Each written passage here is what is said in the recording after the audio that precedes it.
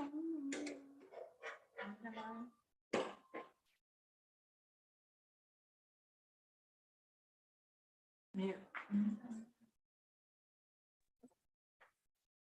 evening, Professor. Good evening, sir. How are you? Good. We'll wait for a couple minutes more to see if there are more participants. Anyway, this is live streamed. Got it.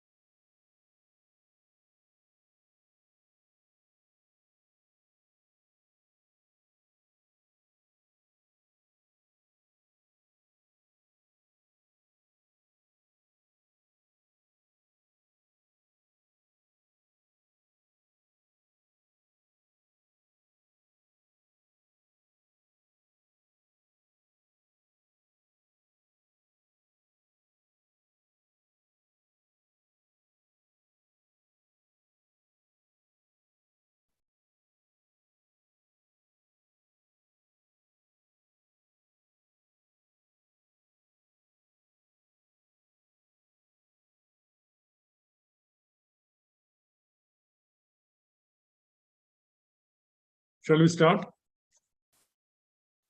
Yes. Yeah. Good evening, everyone, and welcome to this thematic talk by expert as part of the thematic talk series of Young Innovators Program 5.0. Today, to talk to us about the theme of innovation collectives and cooperatives, we have a management expert. So I welcome Professor Asar Bashir. He's a faculty of TKM Institute of Management and in charge of the TKM Business Incubation Center. Professor Bashir is on the board of directors of multiple companies in Kerala. He has acted as a mentor to many student startups and is a resource person for various training programs, webinars in the areas of entrepreneurship and innovation. He's also the acting president of Institutions Innovation Council at TKM Institute of Management. Professor Bashir is the holder of a master's in law and management. So we are happy to hear from you. The student ideators will be hoping to get ideas, so that they can refine their solutions which they will be posting, will be submitting in YIP. And this session will be recorded, and we will also put it up in the YIP website. For those who missed it today, they can also go and avail of the knowledge. And there will be some provision for queries, questions also at the end. So over to you, Professor Bashir. Thank you, sir. Thank you, Vijay, sir. Thank you for your wonderful introduction. Good evening, all. Am I audible? Yes. Okay. Thank you. So today we're going to discuss about innovations in collectives and cooperatives. So before starting the session, I would like to say a few things to the audience. So whenever you feel that I'm not audible, you may put your comment on the chat box. Okay. And I believe if you can put abbreviations, that's fine. Like if I complete one slide and if I ask you if it's clear to you, you may put AC. AC means all clear. If I ask something, if you're able to grasp it, you can put Y. If you're not able to grasp it, you can put N. Okay, so that we have a kind of a continuous engagement throughout the program. Is it clear? So you may type AC, all clear. If it's clear, you may type AC. Yeah, that's fine. Thank you. Okay, great. So I'll just start sharing my presentation.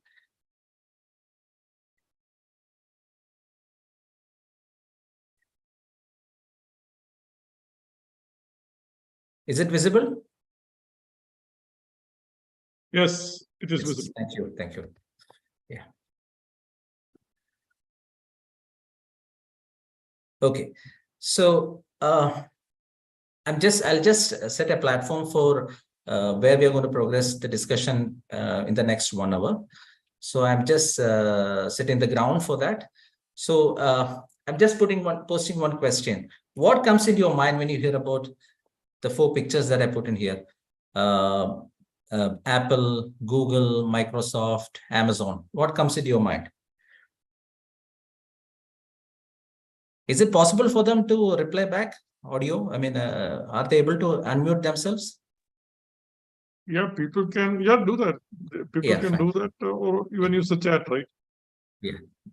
So what comes in your mind? I'd like to hear it from the audience side. When you hear about Google, Apple, Microsoft, and Amazon.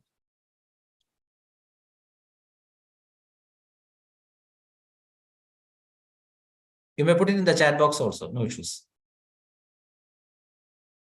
Okay, no response. I'm waiting. Okay, so these are all big tech giants, right? Somebody has posted the answer, big tech giants, right? So these are all big tech companies, right? Okay, fine. So when you talk about the big tech giants, we also need to discuss about the digital economy. We are living in a digital economy right now. So we are in the Industrial Revolution 4, where we are all discussing about the digital economy.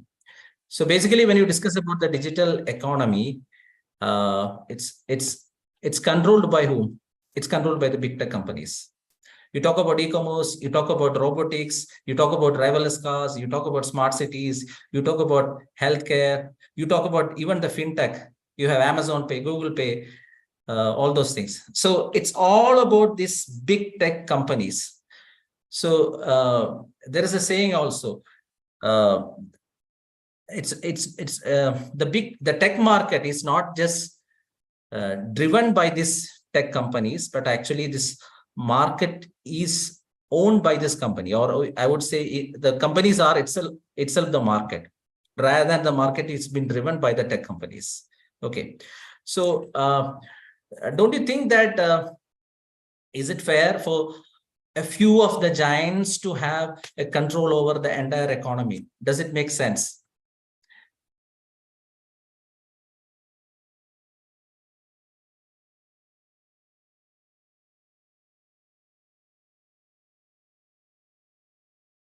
Are you able to see my second slide?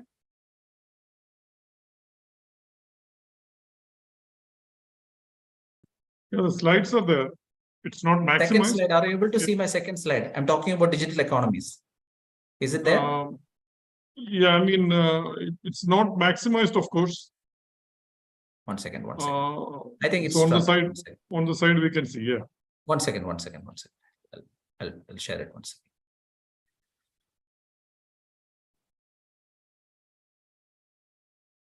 Now is it visible?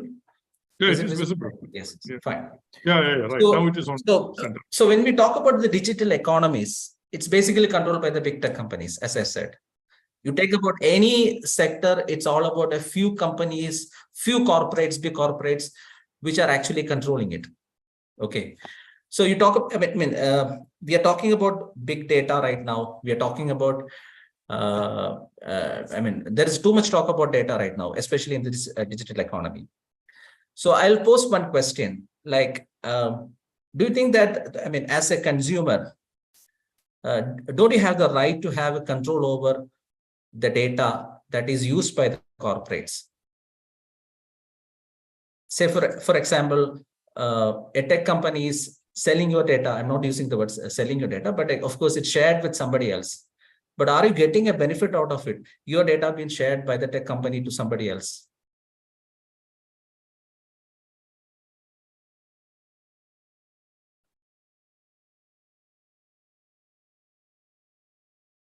Yes. No. Obviously, the answer is no. So you don't have the control over the data also. Like as a consumer, you don't have the control over the data that is being shared. So basically, everything is kind of controlled by a few companies. Okay. So don't you think that it's fair? So I'm moving to the next slide. So where I'm posting another question. So where are we heading? So basically, there are three things which are happening around us. We talk about Uberization of everything. We talk about digital capitalization. We talk about data theft. I've used the word data theft or robbery. Okay. So what do you mean by Uberization of everything? What does it mean? What do you mean by Uberization? How many of you have heard of the term Uberization?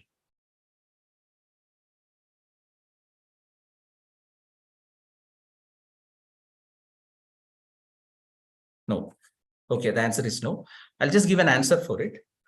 Uberization means where the market or the service, it's a process by which the market or service is rendered to the or provided to the consumer in a new way by means of using mobile technology. So you see all the aggregators around you. Uber itself is an aggregator in the market where they're using the mobile phones or the technology which is available through which they are connecting with the consumers. So what's happening is that there are a lot many intermediaries that you normally have it in the chain. So you take a conventional chain where you have the manufacturer, I'm talking from the manufacturing perspective. Manufacturer, you have the wholesaler, distributor, retailer, and it finally reaches the consumer. So when you talk about Uberization, what's happening is that the intermediaries are being broken down, and using the mobile technology, you are trying to connect directly with the consumer. So basically what happens is that there is an aggregation which is happening by which you are directly trying to connect with the customer. So we are seeing a lot many aggregator platforms which are coming up. Okay, so that's one thing which is happening. Second, we're also talking about digital capitalization. What do you mean by digital capitalization? Digital capitalization, as I've already explained in the previous slide, where there is a monopoly in terms of the kind of data that is being shared by the consumer that happens to be held by the tech companies itself. And there is a data theft or a robbery which is happening where the consumer doesn't have a control over the data that is being shared by the with the aggregator platforms or with the tech companies. Okay, so I'm just posting another question. I've talked about this particular model, existing model that we are having. So don't you think that there are certain drawbacks in this model? Obviously, there are some drawbacks, right? Where the corporates are always looking for market capitalization. They are placing money and profit above everything, where you're looking at month-to-month profit, month-to-month sale growth. You're looking at quarter-to-quarter profits. quarter to quarter revenue. So this becomes the base for which the companies are looking to grow. So, and the second thing which is happening is that there is a lot of looting which is happening with the environment itself, where the companies or the corporates are benefiting out of it. And if you look at the wealth distribution structure also, there is an element of inequality which exists in the existing model that we are talking about, where the wealth, or I would say even the data, is accumulated in a few hands. Okay. So wealth is also getting accumulated in a few hands, where the entire economy is driven by a few companies or a set of aggregators. So there is a higher level of wealth equality which is happening in the existing model. The last point is the most important point in the existing model, which I have discussed prior to this slide. Is the interest of the community as such is being served? When I use the term community, I'll quote Uber itself as an example, where you have car drivers or car owners who are supposed to be the associates. Are their interests being served on a better basis? Are they being paid amount which befits the kind of service that is being provided from their side? Or is the interest of the society or the community as such is being served? So in the existing model that we have around us, there are many drawbacks. All those drawbacks I have mentioned here. So you have one model where there is many things which is happening, which I mentioned in the previous slide. So the second model which is available is a non-profit model, where you have charitable or non-profitable institutions working, which purely looks at the interest of the community alone. The profit side is not being taken care of. Okay, so there exists a gap. On one side, you have the profit-centered corporates. On the other side, you have non-profit organizations. Okay, where only the interests of the community are being served. So what's the alternate model? We need to have a model where both these factors are being taken care of. The profits as well as the interest of the community. Both has to go hand in hand. Okay. So we have the conventional models around us, where either on one side you have the profit-centered corporate models or the non-profit models where the interests of the community alone are being served. So we need to have an alternate model where both these elements are being taken care of. And that is where the concepts of cooperatives or collectives comes into picture. Okay, because we are talking about cooperatives or collectives, right? So it's basically a model where the entire enterprise is being owned by the community members themselves. So whoever are the members of that particular community, they themselves own that enterprise. They act as both the customer as well as the decision makers. So a decision maker, in the sense, I'll go back to Uber as an example. Does the community, that means the drivers, have the right to decide upon the wages that is being paid to them? Yes or no? Do the drivers have the right to decide upon the amount that is being given to them after the commission? Or is it left to the corporate to take a decision? This much commission we are going to take and the balance is going to be shared with them? No, obviously no. So the community members doesn't have a role in the payment that is being offered to them and how much amount they are going to get. So they don't have any role in the decision making of the firm. So in a cooperative model, what we have is the community members act both as a customer as well as a decision maker. They have the they got the right to decide upon how much wages, how much commission is to be paid to them, and also how much needs to be charged on the consumer. Okay, because if you look at the other model, it's always the corporates who decide upon how much needs to be paid by the consumer also. Okay, so in this model, another benefit is that the common man is actually owner as well as the equal partner. In a sense, any member of the community or any member of the society can act as a co-owner of a corporate model or a cooperative model. Okay. And he can also be an equal partner in that business. Okay. So cooperative models are basically people-centric organizations which are run by the members and for their members, for the members. That means the interest of the community members are also being taken care of in this particular model. So, so we have a model which is more people-centric. I would say people at the center. Okay. It's not the profit at the center, but the people at the center. So that's the beauty of the cooperative model that we are going to discuss right now. And the social as well as the cultural goals are also met under a cooperative model. Okay. And if you look at a cooperative model, the beauty of a cooperative model is that they don't look at what's happened in the previous quarter. They don't, the basic assumption is that underlying factor is that they don't just look at the how much they have earned, how much profits they have earned in the last quarter, and a comparison with this particular quarter. And that's not the rationale of running that enterprise. They look at generations, how we can make it more sustainable rather than a profit-centered organization. Is it clear? Cooperative model, what we are discussing, is it clear? You may type AC on the chat box.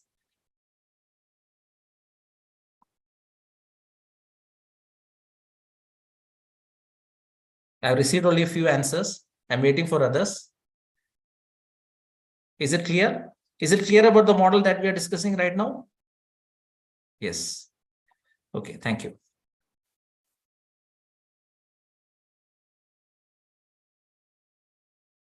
The other features or the benefits of a cooperative or a collective model is that you have shared ownership. And what about the democratic governance? Do we have a democratic governance in a typical corporate structure, which is a profit-centered organization, which is more centered towards a profit? Do we have a democratic governance where the members of the community have a say in the decision-making? That's not there. But you have it in the cooperative model where democratic governance has been given more importance. Okay. And the worker payment, that's the most important factor which you have it in a cooperative model. Where the worker payments are on the higher side compared with the corporates. Okay, so I'll talk about some examples in the next few slides where I'll discuss on this particular aspect where we have models where the workers are getting benefited compared with the existing models. And what about the wealth distribution or the wealth equality aspect? In the typical corporate model, not cooperative, but the typical corporate model, you have wealth inequality. The distribution of wealth is not equitable. But when you take a cooperative model, you'll find that the wealth distribution is more, it's more, there is more element of equality in the wealth distribution, more transparency. See, most of the corporate decisions are taken by a few board of directors or a few members who decide upon how or the company should be run. But when you take a cooperative model, all the members of the community have a say in the decision making. So it's much more transparent. And of course, it is redesigning the economies also, which we are going to discuss in the next few slides. I'll just briefly touch upon the history of cooperative movement because my agenda is not to talk about what is a cooperative, but we are going to discuss about innovations in cooperatives. But just to give you a brief understanding of the history of the cooperative movement, it started in the year way back in 1844, where you have the Rochede Equitable Pioneer Society, where a group of weavers and artisans came together to sell flour, oatmeal, sugar, and butter. Because they've been paid less at that particular point of time, and they were not able to source or procure and get this sort of items at a price which is affordable to them. So they decided a group of artisans and weavers, they came together and decided to sell flour, oatmeal, sugar, and butter. Now, if you look at India, it started way back in 1905, and this was supposed to be the first in Asia also. First in Asia that happened in India, and that happened in Karnataka, where this an agricultural society of Kanningal was formed in the year 1905. And then you had a few other cooperative societies which came up during prior to the independence itself. If you look at Kerala, we had the first cooperative society under the banner or under the name Trivandrum Central Cooperative Bank prior to the formation of the state, and even the Cochin Central Cooperative Bank and the Malabar Cooperative Central Bank. So that's the history that when we're talking about. And post-independence, in most of the 5-year plans, there was a lot of emphasis on the cooperative models. Okay. Now, so till now we have discussed about the cooperatives model. But if you look around the cooperative model which is available right now, it's not been utilized to the fullest potential, because the concept or the model has a lot of potentiality, but it is not being utilized to the fullest potential. And it's a silent revolution actually, because if you look at the principles on which the entire model has been brought in, it's beautiful, because you're talking about wealth equality, you're talking about shared ownership and lot many things. But profit is not, I mean, profit is also brought into it. It doesn't mean that you are working for a non-profit basis. You work exactly like a business, but the beauty is that there is a shared common interest which happens among the community members. And there is a lot of transparency, and you have all the democratic values being brought into this cooperative model. Okay. So the entire discussion of this cooperative model is in the current gig economy that we are in. Can anyone tell me what exactly is gig economy? Does anyone know what exactly is a gig economy? What do you mean by gig economy?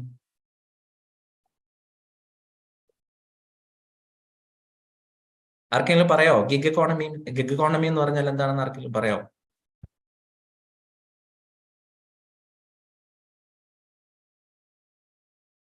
I'm receiving only yes, no. I asked for YNAC. I'm getting only those answers. Somebody can unmute, they can give an answer also. What do you mean by gig economy?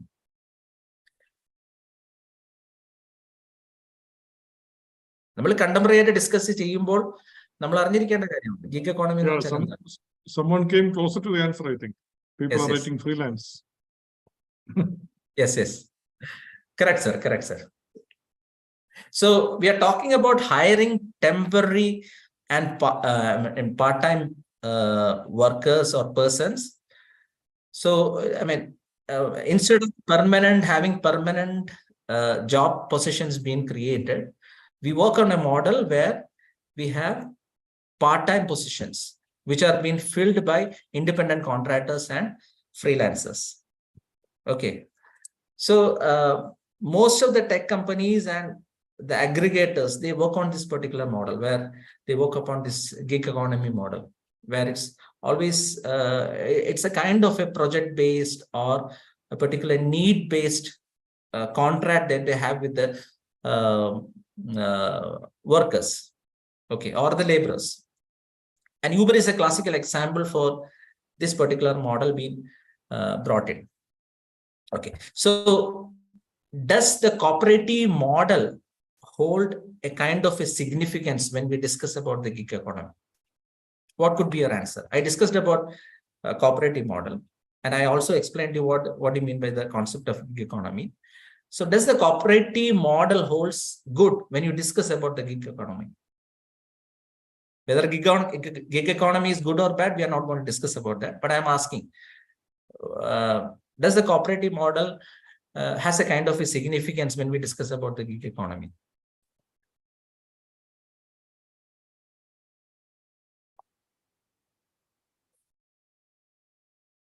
Okay, so the answer is yes. Cooperative model has got a lot of role to play, because as I said, it's a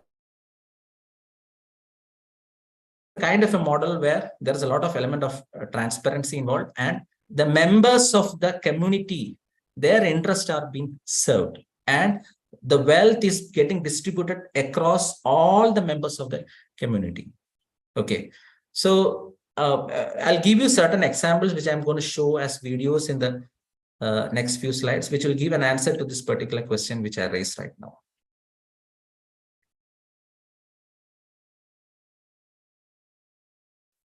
Okay, now think about this. As I mean, the economy is moving in a digital manner where everything is becoming digital. Everything is being brought into the digital platforms. So you have a 200-year-old, almost 200-year-old cooperative model where we talk about an equality of wealth distribution, where everybody has got a role in the decision making, where there is a lot of element of transparency, many benefits which you have in the cooperative or the collective model. So if you can bring in the element of technology or the digital platform into it, and you combine both of it, that is the cooperative, the benefits or the positives of the cooperative model, plus the technology or the digital platforms, we have something which is very much amazing, which I'm going to show it in the next few slides. Okay. We're going to watch a video right now.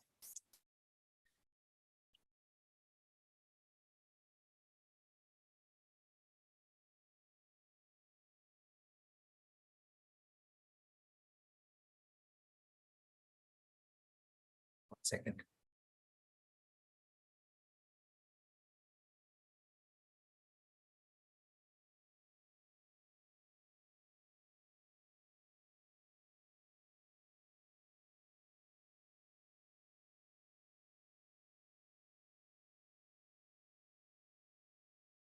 Sorry. Just a few seconds, I'll sort it out.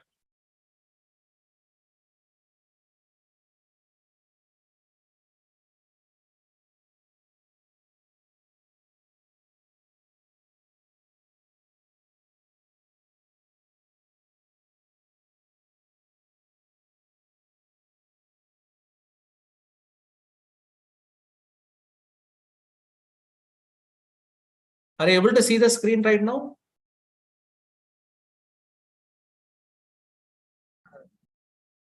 Sorry? Are you able to see the screen right now? No, sir. No, sir. Just hold on.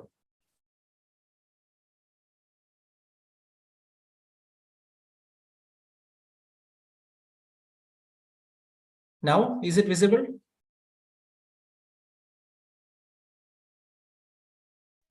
Yes, sir. Yes, sir. Visible or- Yeah. Yes, sir. So we're going to watch a video, then we'll discuss.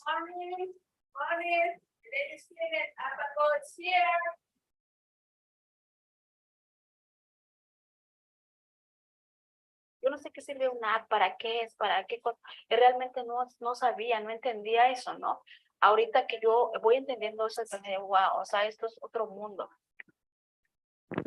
Up and Go is a digital platform where people can book home cleaning and commercial cleaning services. Te digo que las redes sociales son importantes, las podemos agarrar para bueno. Te digo, si no estuviéramos en Open Go, todavía no trabajamos. Yo tengo nos hace rápido trabajar, le digo. De un año a otro año hemos visto el crecimiento, 150% de lo que iniciamos. Yo puedo trabajar menos horas y con un precio que antes yo tenía para trabajar todo el día.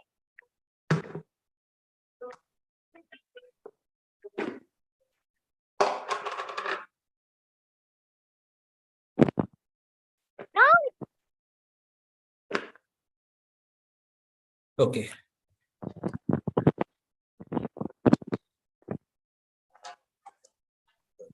So we are talking about, I mean, in the video which I've showed to you, it's a co-platform, cooperative co-platform where they're using the technology to leverage the kind of services which is being offered. Can you name the company which I discussed here? Can anyone name me the company which I discussed here? Name of the cooperative which I discussed here? Go up. Yeah, it's called up and go. Kalyani on there? No. Yes, I think somebody has unmuted themselves. Can you mute it for some time? I think there is a disturbance here. So it's a co-platform called Up and Go. Okay. It's basically a platform cooperative where you have the cooperative model plus the technology or the digital model, which is getting incorporated into. So they're using it as a platform. Okay. So Up and Go, you'll find that 5% of the commission is only been taken by the platform. So normally the aggregators charge 25 to 30% of the commission, or minimum 20% of the commission, which is little exorbitant. So what happens in this cooperative platform or platform cooperative is that only 5% has been taken by the platform as commission. The rest 95% goes to the workers themselves. Okay, so it's a beautiful model where workers or the persons who are associated with this, actually they are also the co-owners of it or part of this cooperative. They are getting paid very well, and they are getting the maximum benefit out of it, the persons who are into it. So what happens in the normal model is aggregator model is that 25% or 30% will be taken by the platform. The rest is only getting shared with the workers. So here, what is happening is that 95% of the amount goes to the workers. Only 5% goes as commission. And you look at the charges also, which is being levied from the customers. From the customer perspective also, it's much more cheaper and affordable compared with another platform. And you'll find that there is no fiduciary relationship between the associate and the platform, where there is a lot of thrust to maximize profits. അങ്ങനെ ഒരു concept അതിലില്ല. Profit എന്നുള്ള നിലയിലുള്ള ഒരു pressure വരുന്ന രീതിയിലുള്ള ഒരു fiduciary relationship ഈ പ്ലാറ്റ്ഫോമിലുള്ളവരും, അതായത് കമ്മ്യൂണിറ്റി മെമ്പേഴ്സും പ്ലാറ്റ്ഫോമും തമ്മിലില്ല. ഇറ്റ്സ് ഓൾ അബൌട്ട് പ്രൊവൈഡിങ് ഒരു നല്ല സർവീസ് കൊടുക്കുക, and they are also getting paid well. And what about the IPR? IPR, it's not with just one corporate. It's distributed among all the community members. The entire IPR is owned together. And there is, of course, a social franchise option which is available, where they can create a network of companies and scale it up, and even take it up further to many other cities and many other places. Okay.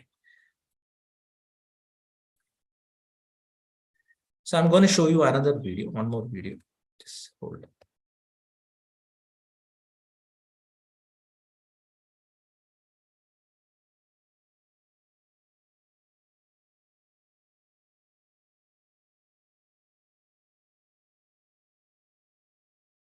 Before drivers receive their share of the money. But New Workers Cooperative in New York City is trying to change how ride shares work. Co-op Ride is a new rideshare app that's unique from Uber and Lyft in several major ways. First, they promise lower fares to riders. And second, the app takes a lower percentage out of drivers' wages and delivers the company's profits back to the drivers as dividends. Most importantly, the company offers a part ownership stake for all drivers that sign up. The power of these companies comes down to a simple choice people make of like, what button do you push when you open up your phone to get a ride? And well, now you can push a different button, which actually helps your community instead of hurting it. The stakes are high right now for rideshare drivers in New York City. This year, Lyft, Uber, and other allied gig work companies worked closely with New York State lawmakers on legislation that would allow them to continue classifying their workers as independent contractors rather than employees. Though worker advocates have stopped this bill for now, it's clear these companies have their eye on New York. And this level of influence is not without precedent. Nationwide, major rideshare companies have spent hundreds of millions of dollars lobbying to maintain the status quo and have won major victories. In a very sick and twisted way, Uber and Lyft are taking money out of drivers' pockets and then using it to bankroll a nationwide assault on workers' rights. That's Eric Foreman, a labor organizer and one of the 3 co-founders of Co-op Ride. My co-founders are Ken Lewis, who is a longtime driver and transportation management professional in New York City, and Alyssa Orlando, who is a ex-Uber manager who came over to our side. Co-op Ride is organized through a workers' cooperative, a business model that includes major American brands like Land O'Lakes and Ocean Spray. In traditional companies, the wealth goes to outside investors and decisions are made by a management that's accountable to those investors. And that leads to constant conflict in the workplace. And that's why workers need to organize unions. In a co-op, the business is owned by the workers themselves. And so they make decisions democratically about how it should be run. This simple but profound difference of ownership changes everything else. Uber and Lyft, their outside investors are represented by a board of directors, which hires a management team whose single-minded goal is to squeeze drivers as much as possible and extract as much wealth from them as possible with high commission fees, predatory financing deals for vehicles, payday loans, basically every predatory scheme in the capitalist playbook. Uber and Lyft in New York City, there are regulations that force them to pay the minimum wage. So guess what they pay? The minimum wage. With us, we've set our pay rates 10% higher than the minimum wage from the beginning. And if we can go higher, we will. With Uber and Lyft, commissions eat up to 40% of people's paycheck. With the drivers cooperative, the cooperative has this sort of break-even fee, which funds the co-op's operations. And if there's a profit that comes out of that at the end of the year, it just goes back to drivers as dividends. That notion of sharing profits with workers stands as a stark difference to major rideshare apps. If you've taken an Uber or Lyft recently, you may have noticed that prices have been high. A recent study showed that the cost of a ride was 49% higher in April than it was a year ago.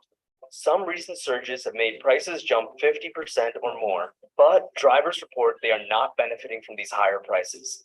Yeah, I've been driving for Uber and Lyft for about 2.5 years. I don't feel included. I don't feel like I'm a part of the community, like of the decision making that affects us. When I worked for these other apps, it was always a challenge to, to talk to a real person. They don't care about the drivers. They care about the money they're making from you.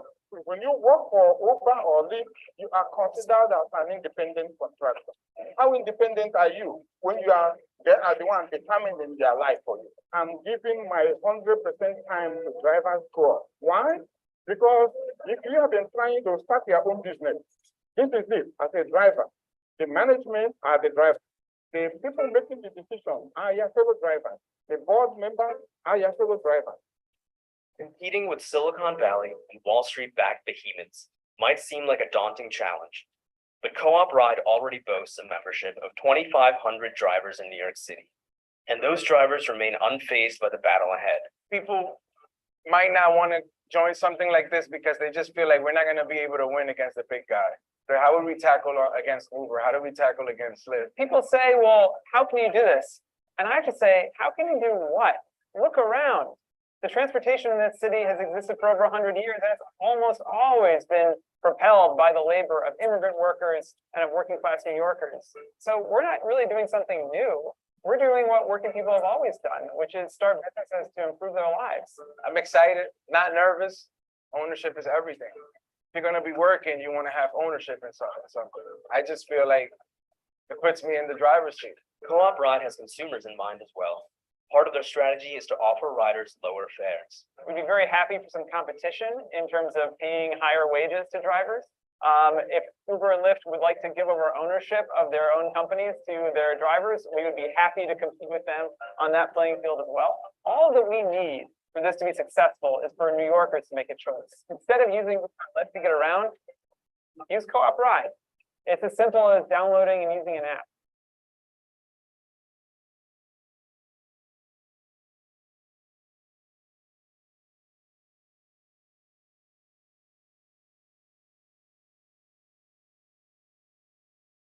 Okay, so what is the name of that cooperative?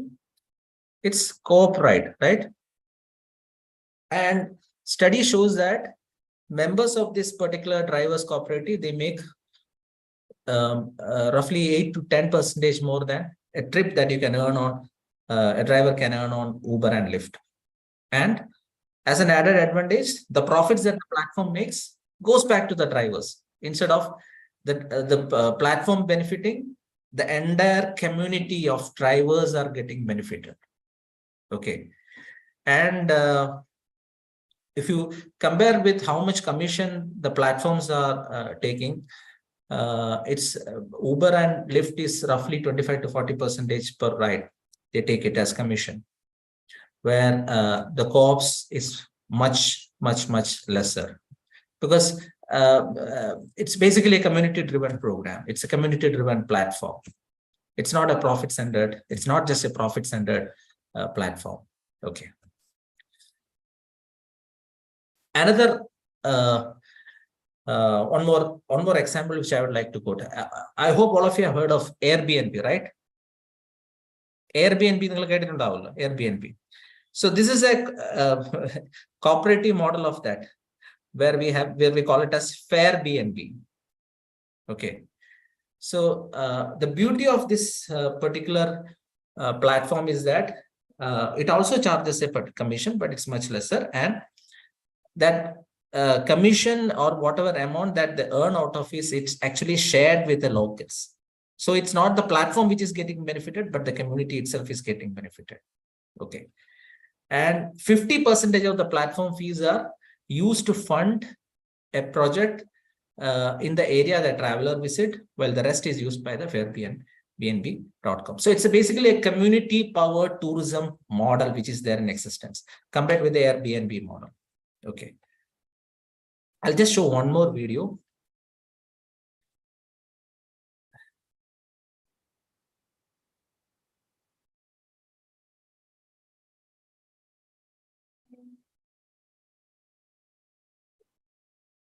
Jo crec que segurament, evidentment, posem en dubte qüestions culturals molt estructurals, no? La propietat privada, la individualitat, la privacitat. Tot el que es decideix a nivell de cooperatives a través d'assemblees, i això és una manera de funcionar que requereix respecte, requereix empatia. Revelar una mica que aquesta forma de vida més comunitària hagi de ser intrínsecament juvenil, que quan tinguis 30 i pico 40 anys i vulguis formar una família, t'has de replegar en un habitatge unifamiliar, tu, la teva parella i la teva criatura, i tenir un model molt convencional.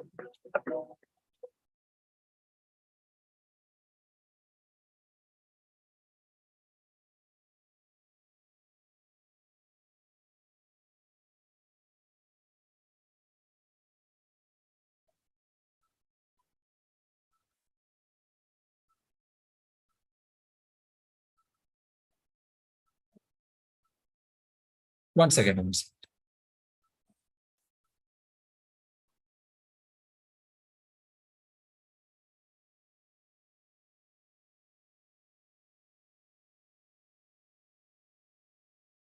Okay, you're able to see my slide, right? Okay, so yeah, this is actually a cooperative housing model concept, which is called as LABERTA, where the three principles enshrined in this particular model is sustainability, participation, and community. Okay, so the entire model is actually based upon these three principles: sustainability, environmental sustainability, participation of members, and a community-driven program. Okay, and it actually won the Best Architecture Award in Europe also. This concept actually came post COVID, where people were limited to their individual spaces. People wanted more privacy, and it's more of an individual-centric approach which that people had during the COVID-19 pandemic and post that. And homes were also becoming a kind of a workspace for everyone. So they came up with a model where they had a community sharing model where a lot of spaces were open up for all the community members, and workspaces were also embedded inside the housing model. Okay. And this particular model, if you want, you can just search it in the Google and get more details. And this actually won the best architecture prize in Europe. It's actually a cooperative model itself. Okay, I'll just play one more video.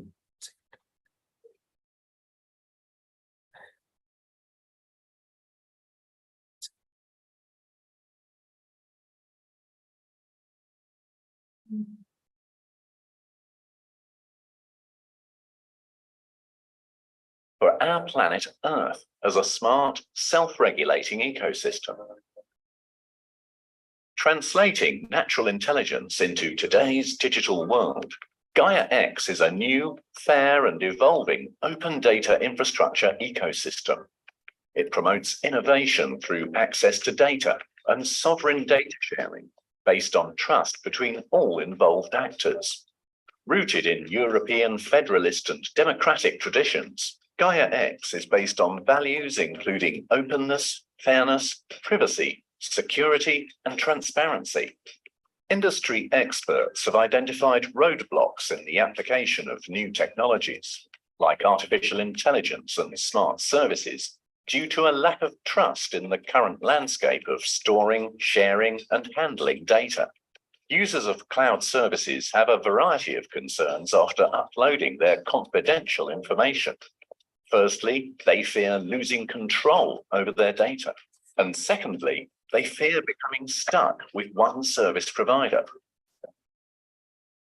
The necessary technical mechanisms to exchange data are complex and require extensive efforts in terms of cost, time, and skilled staff to implement new service solutions. This makes it especially costly for small and medium-sized enterprises to digitalize their business's processes. What's missing is one widely adopted set of standard rules and the possibility for digital service users to maintain control over their data when moving into the cloud and edge environment. Gaia X mitigates these concerns by developing a framework whereby actors agree on a single set of guidelines and a common set of values and standards to create trust among providers and users. The foundation of this framework are the Federation services, in short, GXFS. What are its values and goals? Data sovereignty, privacy, confidentiality, security, technology neutrality, interoperability, and interconnectivity are the core values of the Gaia X framework, developed by a community-driven process. Gaia X creates a fair and competitive environment. So, who can join? Business companies, startups, research institutions, developers, anyone can join Gaia X. Participants will be able to inform the community about their products and services, gain certification, exchange data with others, and develop new business models and services together, tapping into previously unused potentials. In other words, Gaia X provides an openness as a new alternative to traditional proprietary technology. Specifically, this concept of openness translates into two key elements of Gaia X: open specifications and open source code at its core. Gaia X ensures this openness through Federation services and a trust ecosystem. But how can this be achieved? By establishing a digital ecosystem where data is made securely available, collated, and exchanged in a trustworthy environment, with data owners retaining full sovereignty over their data. Gaia X does not seek to become a hyperscaler. Instead, Gaia X taps into Europe's strength and experience with federated approaches. Gaia X develops the basic software components necessary to set up a federated ecosystem. Gaia X Federation Services, GXFS, are the toolbox that makes such an ecosystem operational, where individual participants join forces to offer services, share data, and create new business models in a trustable and verified environment. Everyone can apply to become a Gaia X participant and join as a provider, consumer, or federator in order to connect with others to develop new services and innovative products. This federated data ecosystem fosters innovative, protected data exchange based on the mentioned concept of openness and transparency. In summary, Gaia X and GXFS help to create trust, maintain control over data, and overcome complex and proprietary technological hurdles with a fair, community-driven, secure, open data framework that everyone can join. Welcome to the Gaia X community.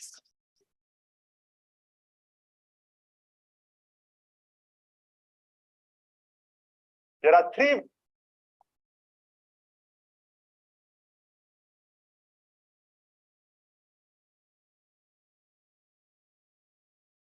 So in this, I've given an example of GaiaX, which is actually a European platform.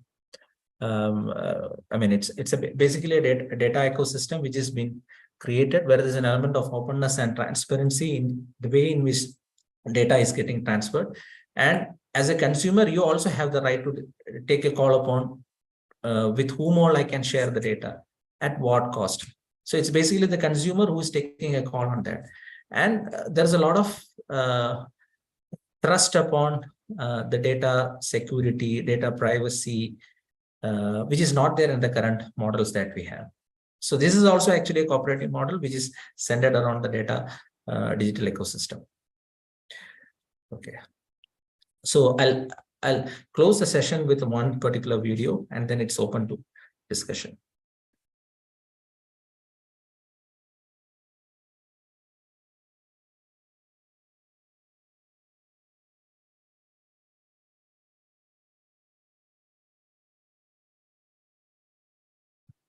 Self-help, self-responsibility, democracy, equality, equity, and solidarity.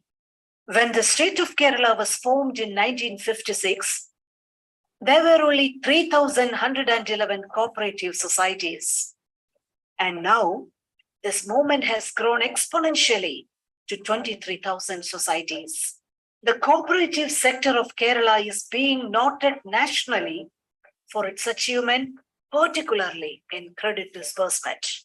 Despite the presence of public sector banking, private sector, new generation banks, the widespread acceptance and trustworthiness cooperative banking sector in Kerala is indeed awe-inspiring. The cooperative sector solely provides direct employment to 1 lakh persons. The cooperative movement in Kerala has spread its wing in almost all parts of the state and most spheres in life. In addition, these 7,456 societies are functional societies in traditional sectors like the kayar, fisheries, handloom, milk production, and khadi. Cooperative society in the state have played a vital role in the economic upliftment of the people. The primary agriculture credit society functions as a multi-service society in the state. The people of the state are beneficiaries to a multitude of services being provided by primary consumer societies. The list of services varies from consumer stores, medical shops, medical labs, ambulance, dialysis units, auditorium, agro farms, and processing units for bringing in value addition to agricultural products. The cooperatives in the state have an extensive network engaged in various activities: agro processing, health, social, cultural, sports, education, housing, women, youth, SCST, kayar, fisheries, handloom, milk production, industry, and khadi operatives. Kerala has got only 1,600 plus societies. There are 99,000 plus societies there in the country. But the total investment portfolio of the country, if we examine it properly, 70% of it is from Kerala. That is 1.72% of the total number of societies in the country. But they are so strong that they are much bigger organizations than the other counterparts which are there in the scattered there in the remaining states of the country. Consumer Fed is able to play a vital role in controlling the price in open markets. Triveni and Neeti supermarket, which has turnover of 2,000 crores per annum, is turning new annals in the history of cooperative movements. Pharmacy College, which functions under the Federation, is an ideal example of innovation in the sector of education. RADCO, are federal societies located in Kannur district. RAIDCO started in the year 2017. RAIDCO set up a well-equipped curry powder factory.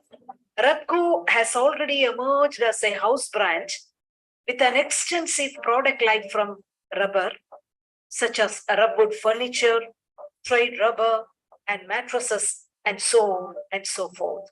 The Rubek Balloon Factory and CareFeds are other major federation functioning in the state.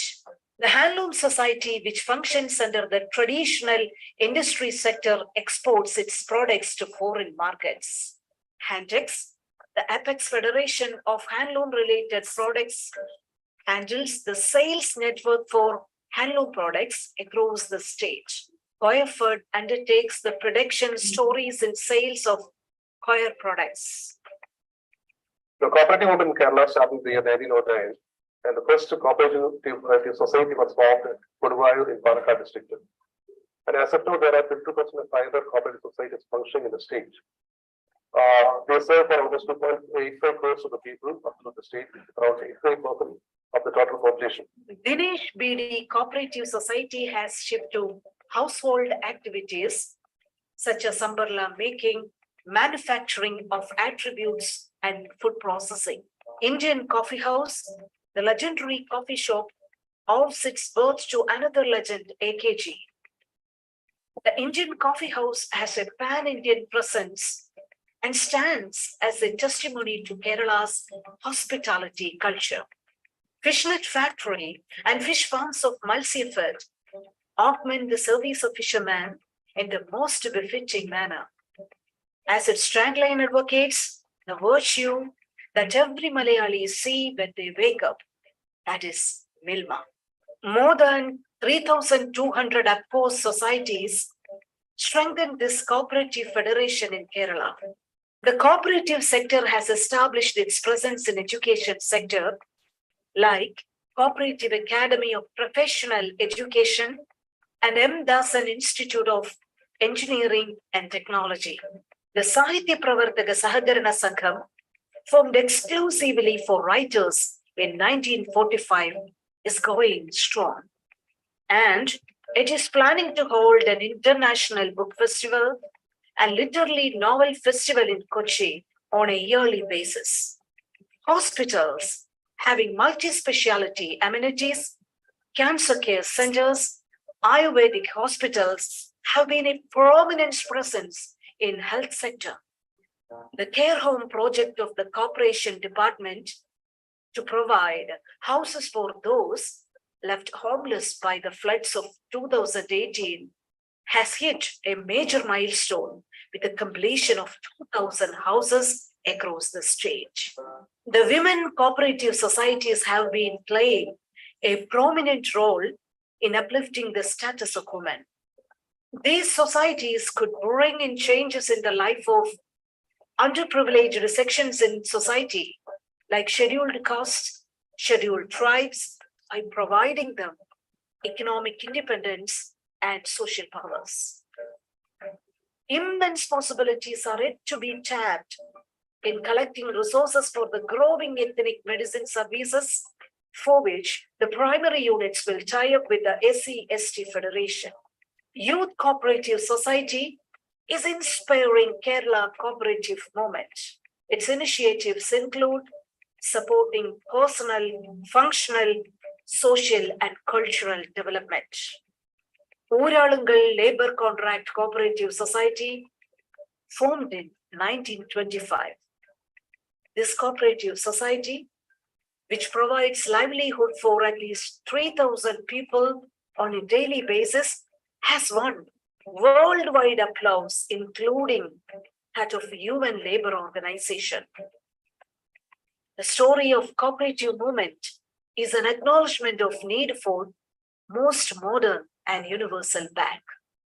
Kerala Bank has been the promise of the government to the people. And let us all unite to realize this venture. 5 types of welfare schemes have been dispersed directly to the deserving persons through the cooperative societies. Cooperatives are involved in environmental protection activities through Haridam Sahakaranam. The Cooperative Expo 2022 opened a unique platform to the cooperatives of Kerala for exhibiting, trading, branding awareness, and marketing of their activities, products, and services. Various cooperative societies, including those engaged in making value-added products, horticulture, tissue culture, pottery, cane bamboo, handicrafts, textiles, tribal products. The Kerala cooperative development model is a very achieve socially inclusive and sustainable development. During the pandemic period of Kerala cooperative acted as a model to other organizations.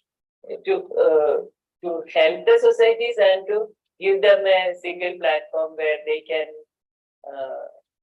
present their product and to showcase their various type of activities. An expo has been conducted in the last year.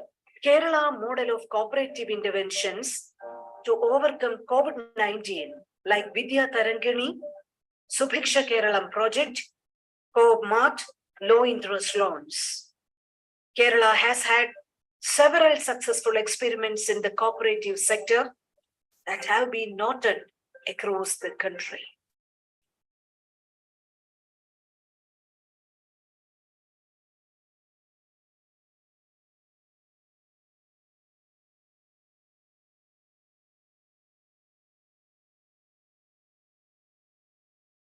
Okay, so I've given you a glimpse about what's happening about the cooperative movement in Kerala. The entire sectors have presented here through one particular video. Prior to that, I have given you, I explained to you what exactly is the cooperative movement, and I've also spoken to you about the new models which are emerging across the globe, where it is giving a tough competition to the aggregator models or aggregator platforms which are already in place. So using the pillars of the sound or the strong pillars of the cooperative model, you're combining the technology platform, which is happening on a very rampant pace right now across the globe. Because especially in this, I'll just wind up my discussion with just one particular point. I hope you have heard of the antitrust policy, data antitrust policy, where most of the tech giants have been penalized heavily for violating the consumer rights. And I think you would have known also, Google was charged roughly around, penalized roughly around 2.42 billion as fine for violating the antitrust policies.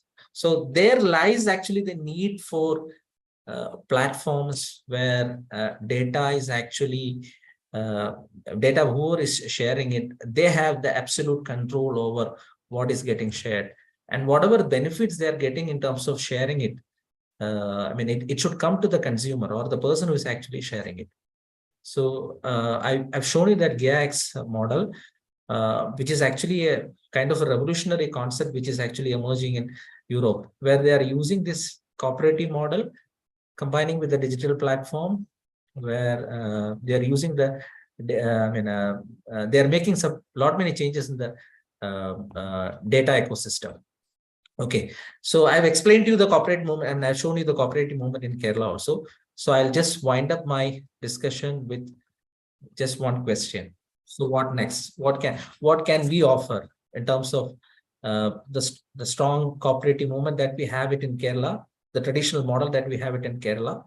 Why don't we look at bringing in the element of technology into it, where we can build core platforms which can actually compete with the corporates, the techs which are there in the market. So that is it. I mean, I would like to conclude my discussion by throwing that particular question to the audience. So think over it, like how we can bring in the element of technology into the cooperative model. I mean, because the sectors are all open. You take any sector, it's possible. Any sector. Any sector we can bring in the cooperative model. And I mean, we have a lot many cooperatives also, not many sectors. So the question is how we can bring in the element of technology into it, which can actually help us in building core platforms. Okay, so with that particular question, I would like to conclude my discussion. Any questions from your side? I'll be open to answering it.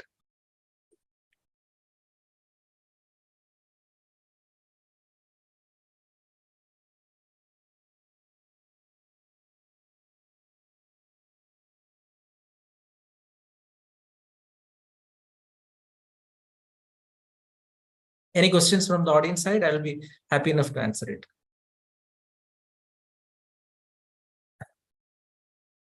No questions. One participant said no questions.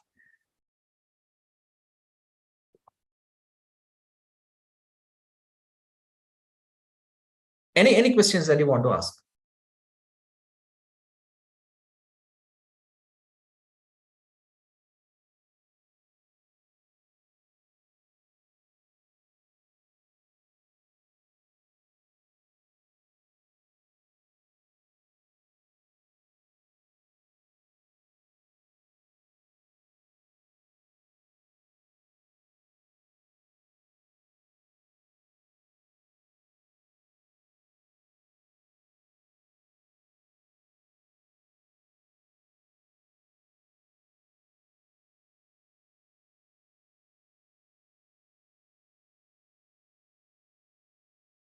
Any questions? If you don't have any questions, we'll wind up the session.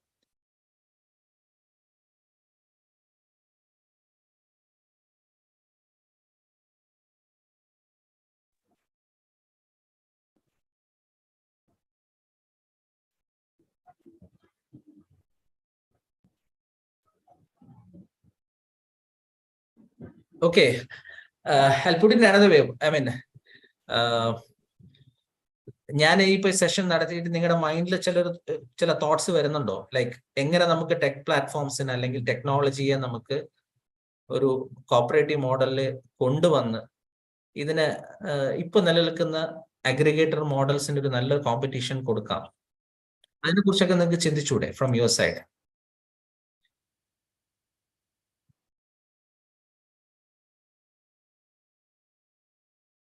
Possibility ഉണ്ടോ? Is there a possibility?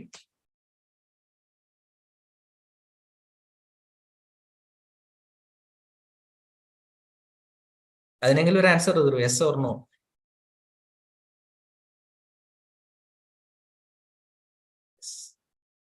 One person have answered yes. I don't know about the remaining 52 participants. Yes, I'm receiving some answers. Why? Yes, yes, yes. Okay, so think over it. അപ്പൊ നമ്മൾ അതിനെ കുറിച്ച് ഒന്നുകൂടെ ഒന്ന് think ചെയ്ത് നോക്കൂ, like where we can bring in the element of technology and actually compete with the aggregators which are currently available in the market. കാര്യം aggregator മോഡൽസിന് ശക്തമായ കോമ്പറ്റീഷൻ ആക്ച്വലി കോപ്പറേറ്റീവ് സൊസൈറ്റികൾ അല്ലെങ്കിൽ കോപ്പറേറ്റീവ് മോഡലിൽ നിന്നുകൊണ്ട് നമുക്ക് കൊടുക്കാവുന്നതേ ഉള്ളൂ. The only thing required is bringing in the element of technology into it. കാരണം ഇതിന്റെ pillars ഭയങ്കര സ്ട്രോങ് ആണ്. കോപ്പറേറ്റീവ് മൂവ്മെന്റ് അല്ലെങ്കിൽ കോപ്പറേറ്റീവ് മോഡലിന്റെ pillars are very strong. The only missing element is how we can bring in technology into it. അത് നമുക്ക് കൊണ്ടുവരാൻ കഴിഞ്ഞാൽ 100% they can compete with all the aggregators. നമ്മൾ ഇന്ന് കാണുന്ന എല്ലാ അഗ്രിഗേറ്റേഴ്സിനും നല്ല കോമ്പറ്റീഷൻ ഇതിന് കൊടുക്കാൻ കഴിയും. അപ്പൊ അതിനെങ്ങനെ നമുക്ക് സാധിക്കും എന്നുള്ളതാണ് നമ്മൾ ഓരോരുത്തരും ചിന്തിക്കേണ്ടത്. എങ്ങനെ നമുക്കിത് കൊണ്ടുവരാൻ കഴിയും, എവിടെയൊക്കെ നമുക്കിത് കൊണ്ടുവരാൻ കഴിയും. Okay, so think over it. Thank you all. Thank you for your time.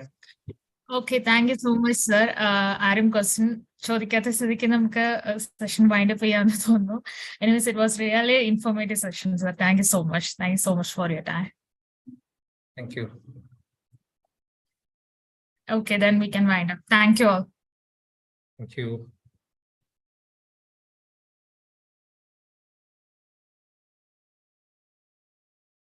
Can I leave? Yeah. Yes, sir. Sure.